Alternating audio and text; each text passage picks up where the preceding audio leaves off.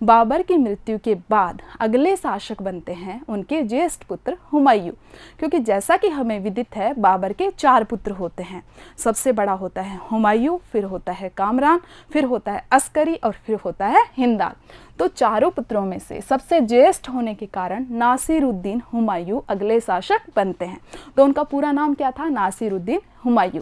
और जब हम उनके शासनकाल की अवधि को देखते हैं तो 1530 ईस्वी से लेकर 1556 ईस्वी तक वो शासन करते हैं। सम्राट बनने के बाद, राजा बनने के बाद तैमूरी वंश की परंपरा का पालन करते हुए, तैमूरी साम्राज्य की परंपरा का पालन करते हुए वो प्राप्त साम्राज्य को खुद में और खुद के भाइयों में विभाजित कर लेते हैं। ठीक है, जिसके तहत वो अपने भाई कामरान को काबुल और कंधार का क्षेत्र देते हैं। और काबुल और कंधार हमें पता है कहाँ पर है? वर्तमान अफगानिस्तान के क्षेत्र में। इसी के साथ ही अपने दूसरे भाई अस्करी को ये संभल का क्षेत्र दे देते हैं, और संभल कहाँ है? वर्तमान उत्तर प्रदेश के क्षेत्र में। इसी के साथ ही हिंदाल को ये अलवर और मेवात का प्रदेश दे देते हैं, और ये दोनों ही कहाँ पर हैं? ये दोनों ही वर्तमान राजस्थान के क्षेत्र में हैं। ठीक है, इसी के साथ ही अपने भाई सुलेमान को, जो कि उनके चचेरे भाई होते हैं, उनको वो अफगानिस्तान के अंतर्गत स्थित बदख्शा का प्रदेश जो जागीर होती है वो दे देते हैं। और इतिहासकार ये बताते हैं कि ये हुमायूं के शासनकाल की पहली भूल होती है, क्योंकि इससे उनका साम्राज्य कमज़ोर पड़ जाता है। भाइयों में जो विभाजन करने के बाद उनके जो साम्राज्य की ताकत थी वो कमज़ोर हो जाती है। यहाँ पे ये देखिए मानचित्र में हम देख सकते हैं कि उन्होंने कौन कौन सा क्षेत्र दिया। ये काबुल और कंधार वाला जो क्षेत्र है वर्तमान अफगानिस्तान में है, ये उन्होंने कामरान को दिया। इसके अलावा इन्होंने अस्करी को ये संभल का प्रदेश दिया, जो कि यहाँ वर्तमान उत्तर प्रदेश के क्षेत्र में स्थित है। और उसके बाद इन्होंने हिंदाल को कौन सा प्रदेश दिया? ये अलवर वाला क्षेत्र, अलवर मेवात वाला क्षेत्र, जो कि राजस्थान में स्थित है। इसी के साथ ही अपने चचेरे भाई सुलेमान को इन्होंने अफगानिस्तान के अंतर्गत स्थित बदख्शा का जागीर दी। ठीक है बच्चों, अब बात करते हैं कि उन्होंने अपना जो प्रारंभिक आक्रमण था, जो पहला आक्रमण था, वो हुमायूं ने कहाँ किया? तो बच्चों हुमायूं ने अपना पहला आक्रमण किया कालिंजर, और कालिंजर कहाँ पड़ता है? उत्तर प्रदेश में। तो इन्होंने 1531 ईस्वी में, 1530 ईस्वी में तो ये राजगद्दी पर बैठते हैं, और अगले ही साल 1531 ईस्वी में ये अपना प्रथम आक्रमण करते हैं कालिंजर में। और कालिंजर वर्तमान उत्तर प्रदेश के क्षेत्र में स्थित है, ये आप यहाँ देख पा रहे हैं। और यहाँ आक्रमण करके ये यहाँ के जो शासक होते हैं, कौन होते हैं शासक? रुद्रदेव, उनको पराजित कर देते हैं। इसके बाद वो आक्रमण करते हैं अफगानों पर। और बच्चों जैसा कि हमें विदित है कि मुगल साम्राज्य की स्थापना के समय से ही अफगान मुगलों के सबसे बड़े शत्रु होते हैं। तो ये अगला आक्रमण करते हैं अफगानों के ऊपर। और कहाँ पर इनका युद्ध होता है? दोहरा है या दोहरिया नामक स्थान पर इनका युद्ध होता है, जिसमें ये अफगानों को हरा देते हैं। और अफगानों का जो क्षेत्र होता है जौनपुर का क्षेत्र, और जो कि वर्तमान उत्तर प्रदेश में स्थित है, वहाँ पर ये अपना आधिपत्य स्थापित कर लेते हैं। इसी दौरान अफगानों के एक शक्तिशाली सरदार होते हैं शेर खां, ठीक है, जो कि आगे जाकर इतिहास में शेरशाह सूरी के नाम से जाने जाते हैं। तो बहुत ज़्यादा शक्तिशाली होते हैं। तो अगला आक्रमण ये किस पे करते हैं? शेर खां पर करते हैं। और शेर खां का जो क्षेत्र होता है, उसका जो गढ़ होता है चुनार का किला, जो कि वर्तमान उत्तर प्रदेश के क्षेत्र में स्थित है, वहाँ पर ये आक्रमण करते हैं। चुनार के किले पर घेरा डालते हैं और उसको अपने नियंत्रण में ले लेते हैं। लेकिन ये क्या करते हैं? जो शेर खां की बातों में आ जाते हैं। शेर खां यहाँ पर क्या करता है? समझौता करता है। और उस समझौते के तहत क्या शर्त रखता है कि आप मुझे मेरा चुनार का किला वापस दे दो, बदले में मैं क्या करूँगा? बदले में मेरे एक पुत्र को आपके राज दरबार में उपस्थित करूँगा, साथ ही आजीवन मुगल दरबार के प्रति अपना विश्वास पात्र बन के रहूँगा, मुगल दरबार की जितनी भी आज्ञा होगी उनको पालन करेंगे। तो पहली जो गलती थी वो हमने देखी कि उन्होंने अपने साम्राज्य का अपने भाइयों में क्या कर दिया? बंटवारा। और दूसरी गलती इन्होंने क्या की? कालिंजर के दुर्ग को जीता, जो कि उनका पहला आक्रमण था। कालिंजर के दुर्ग को जीता और वहाँ के शासक को चेतावनी देकर वापस से वो दुर्ग छोड़ दिया। तो उनकी दूसरी गलती मानी जाती है। और ठीक इसी तरह से एक गलती उन्होंने ये कर दी, यही शेर खां आगे चल के क्या करेगा? ये हुमायूं को गद्दी से अपदस्थ कर देगा और यहाँ पर सूर साम्राज्य की स्थापना करेगा। तो इन्होंने ये गलती यहाँ पर कर दी कि एक संधि के तहत उसे जो चुनार का किला था वो वापस दे दिया। तो बच्चों सबसे पहले हम देखते हैं कि चुनार का किला आखिर स्थित कहाँ है। यहाँ आप देख पा रहे हैं उत्तर प्रदेश के क्षेत्र में चुनार का किला स्थित था। और ये कैसा किला था? ये देखिए यहाँ पे ये चुनार के किले को दर्शाया गया है, जो कि उस समय में शेर खां का महत्वपूर्ण गढ़ था, शेर खां का महत्वपूर्ण क्षेत्र था। इसी दौरान क्या होता है, बहादुर शाह जो कि गुजरात के शासक होते हैं, एक शक्तिशाली सम्राट के रूप में वहां पर उभरते हैं। वो राजस्थान के क्षेत्रों पर आक्रमण करना प्रारंभ कर देते हैं और मेवाड़ पर आक्रमण करने की योजना बनाते हैं। तो इसी के साथ ही लगते हुए जो चित्तौड़ होता है, तो चित्तौड़ की राजमाता कर्मावती आक्रमण की आशंका को देखते हुए क्या करती हैं, जो ये शक्तिशाली शासक होते हैं हुमायूं, इनको राखी भेजती है और राखी भेज करके बहादुर शाह से बचाव की क्या करती है, निवेदन करती हैं, गुहार लगाती हैं। इस पर क्या करते हैं हुमायूं आते हैं और मंदसौर के युद्ध में बहादुर शाह को पराजित कर देते हैं। कौन से युद्ध में, मंदसौर के युद्ध में बहादुर शाह को पराजित कर देते हैं और गुजरात का क्षेत्र अपने कब्जे में कर लेते हैं। ठीक है, तो अगली जो इनकी विजय होती है कालिंजर के दुर्ग के बाद, चुनार के किले के बाद जो अगली विजय होती है इनकी, वो गुजरात के क्षेत्र को जीतना बहादुर शाह को हरा करके। हालांकि आगे चल के हम देखते हैं कि बहादुर शाह वापस लेते हैं इस किले को, फिर ये वापस लेते हैं, तो वो बात की बात है, लेकिन पहले इन्होंने क्या किया, ये जो गुजरात का क्षेत्र था इसको जीत लिया। इसके बाद ये क्या करते हैं, जो मालवा का क्षेत्र होता है उस पर भी आक्रमण करते हैं और मालवा को भी अपने अधिकार में ले लेते हैं। ठीक है, ये देखिए यहाँ पे प्रतीकात्मक दिखाया गया है हुमायूं को और ये रानी कर्मावती को। आगे बढ़ते हैं बच्चों, अब बात करते हैं कि इसी दौरान क्या होता है, हुमायूं एक नए नगर की स्थापना करने में व्यस्त हो जाता है और ये नया नगर स्थापित होता है दिल्ली के निकट, और क्या नाम होता है, दीनपना।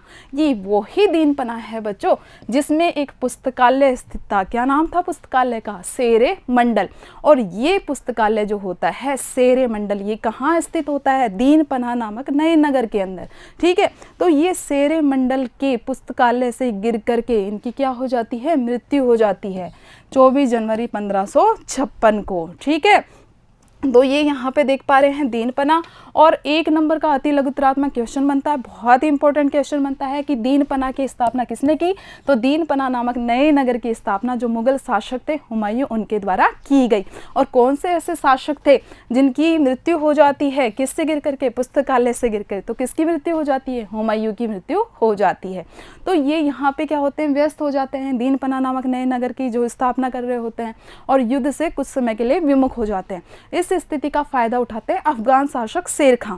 वो क्या करते हैं, खुद की शक्ति को सर्जित करते हैं, संचित करते हैं और वापस से क्या करते हैं, ये अपने चुनार के किले को सुदृढ़ करते हैं और साथ में जो पास में लगता हुआ था बंगाल का क्षेत्र उस पर अपना आधिपत्य जमा लेते हैं। ठीक है, और इनके सामने, हुमायूं के सामने ये शर्त रखते हैं कि आप मुझे बंगाल का प्रदेश दे दो, मैं मेरे बिहार का क्षेत्र आपको सौंप दूंगा। लेकिन हुमायूं उसकी बातों में इस बार नहीं आते हैं और हुमायूं को लगता है कि पहले की तरह वो उन्हें आसानी से हरा देंगे और युद्ध कर लेंगे, युद्ध में विजित हो जाएंगे।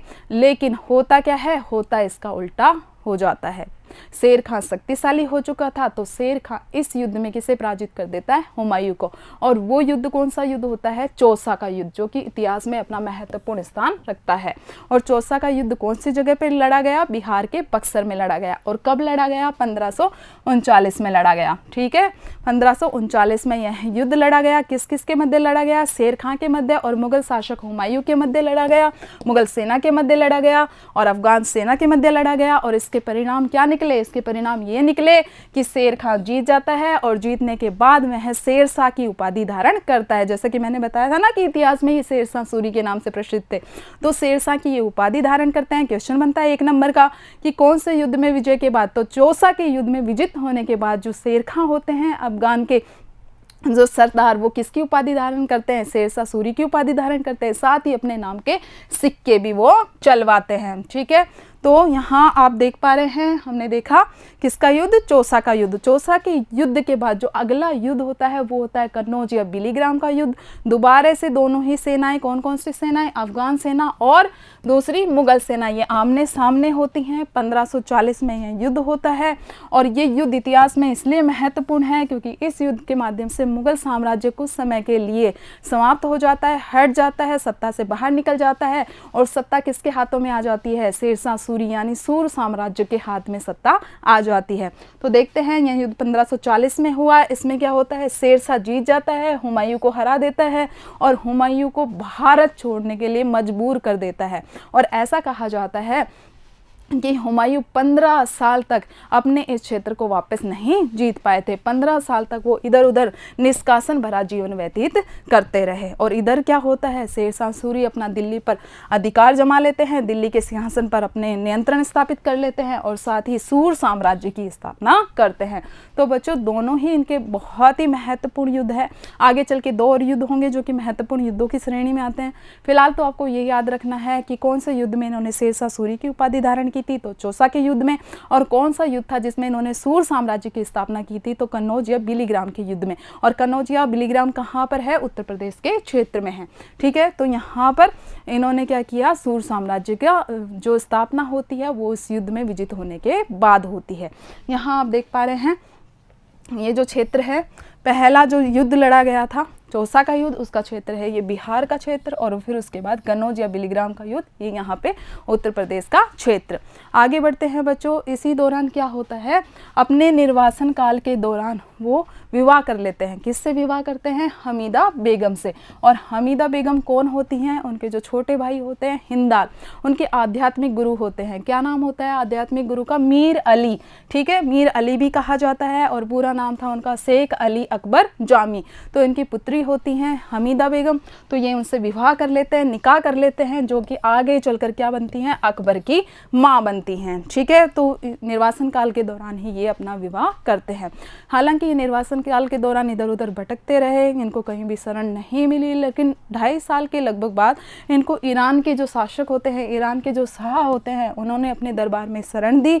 और ईरान के शाह की मदद से ही ये अपना जो काबुल और कंधार का प्रदेश होता है, जो कि इन्होंने पहले अपने भाई कामरान को दिया होता है, उस पर पुनः अपना अधिकार स्थापित कर लेते हैं। और उसके बाद आगे चल करके 1555 ईस्वी में ये क्या करते हैं, लाहौर पर भी अपना अधिकार स्थापित कर लेते हैं।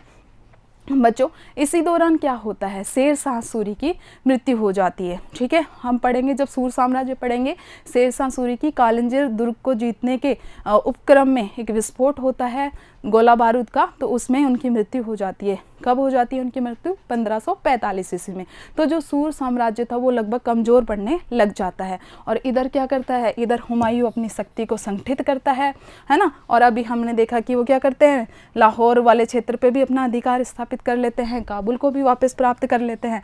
तो ये अब दोबारा से क्या करेंगे, अपनी मुगल सत्ता को भारत में स्थापित करने के लिए दोबारा से अफगान सेना पर आक्रमण करेंगे।